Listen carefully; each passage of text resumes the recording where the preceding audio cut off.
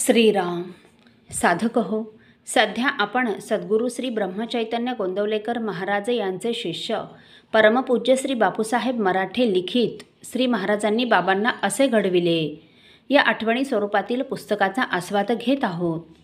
तसेच रविवारी श्री महाराजांच्या काही भक्तांचे अनुभव ऐकणार आहोत. परमपूज्य श्री बापूसाहेब मराठे सांगतात, महाराज केशवरावांना म्हणाले, केशवराव, असं आहे, ती कोकिळ आहे ना, हा पक्षी फार लबाड आहे बघा, अत्यंत लबाड. आपली अंडी ती कोकिळ कावळ्याच्या घरट्यात घालते, असं आहे ते. म्हणजे काहीही कष्ट काढायचे नाहीत आणि मात्र पंचम लावला की तिचा सर्व कवी उदो उदो करतात. म्हणजे गोड बोलायचं आणि काही कष्ट घ्यायचे नाहीत. आणि याच्या उलट गाढव आपल्याला किती उपयोगी पडत असतं. अपरंपार कष्ट करीत असतं ते बिचारं, उकिरड्यावर राहत असतं. इतके कष्ट करूनसुद्धा त्याला जर गायची वेळ आली तर पाठीवर कोरडे उठतात. म्हणजे काय, वाणी कडक पण दुसऱ्याच्या अतिशय उपयोगी पडणारे. जर कोकिळेला महत्त्व आहे ना, म्हणजे गोड वाणी, मग दुसऱ्याच्या उपयोगी नाही पडलं तरी चालेल. हे कशा करता सांगतोय? महाराज नेहमी सांगत ते अशा करता की महाराजांचं नेहमी सांगणं असे की माझ्या भक्तवर्गाने म्हणजेच माझ्या शिष्यवर्गाने कोणाचंही मन दुखवू नये. मन दुखवणं म्हणजे भगवंताच्या घरी आपण अपराधी ठरतो. भगवंताने 10व्या अध्यायात विभूती योग सांगितला आहे. तेव्हा इंद्रियानाम मनसास्मी, मन ही माझी विभूती आहे असं सांगितलं आहे. तेव्हा जेव्हा तुम्ही कडू बोलण्याने दुसऱ्याचं मन दुखवता तेव्हा तुम्ही प्रत्यक्ष भगवंताला दुखवता.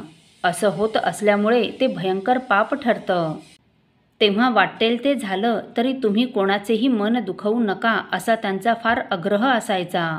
दोन्हीही अवतारात म्हणजेच देहातही आणि तात्यासाहेब यांच्या मुखातूनही त्यांचा अत्यंत आग्रह असायचा. आता याच्याबद्दल केशवरावजींची एक अप्रतिम आठवण आहे. ती सांगितल्यावर पुष्कळांनी ती माझ्याकडून लिहून घेतली, लिहून मागितली. मी त्यांना लिहून दिली. ती आठवण मी आता तशीच्या तशी वाचतो. मनुष्य जन्माला आल्यावर प्रत्येकाने, मग तो पुरुष असो वा स्त्री असो, सतत दुसऱ्याच्या उपयोगी पडत राहावे व वाणी गोड ठेवून कोणाचेही मन दुखवू नये असं आमचे श्री महाराज देहात असताना व पुढे पूजनीय श्री तात्यासाहेब केतकर यांच्या मुखातून बोलताना सतत सांगत असत. गीतेच्या 10व्या अध्यायात विभूती योग सांगताना इंद्रियांमध्ये मन ही माझी विभूती आहे असं भगवंताने सांगितले असल्याने जेव्हा आपण आपल्या वाणीने दुसऱ्याचे मन दुखवतो तेव्हा प्रत्यक्ष भगवंतालाच दुखवल्यासारखे होते.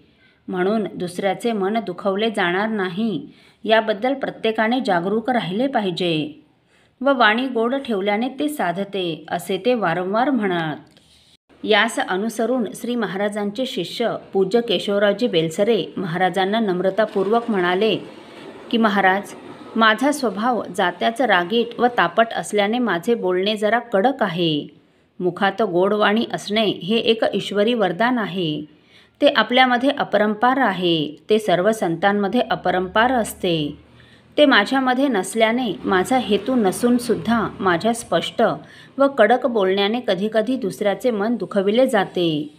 मग अशा प्रसंगी मी काय करावं? यावर श्री महाराज म्हणाले की अशावेळी ज्यांचं मन दुखवलं गेलं आहे असे आपणास कळेल त्यांच्याकडे आपण स्वतः जाऊन अगर पत्राद्वारे आपले म्हणणे काय होते याचा खुलासा करून त्यांची नम्रपणे सपशेल क्षमा मागावी. असो. साधक हो, दुसऱ्याचे मन दुखविले असता आपण क्षमा मागावी.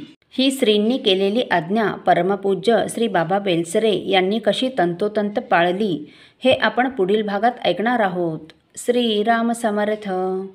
आपल्यातील कोणा श्रींच्या भक्तांना श्रींचे काही अनुभव आले असतील तर कृपया आपण मला ते 9422843253 अथवा सुनील दादांच्या 9892608401 या व्हॉट्सअप नंबरवर कळवावेत अशी नम्र विनंती. श्रीराम समर्थ.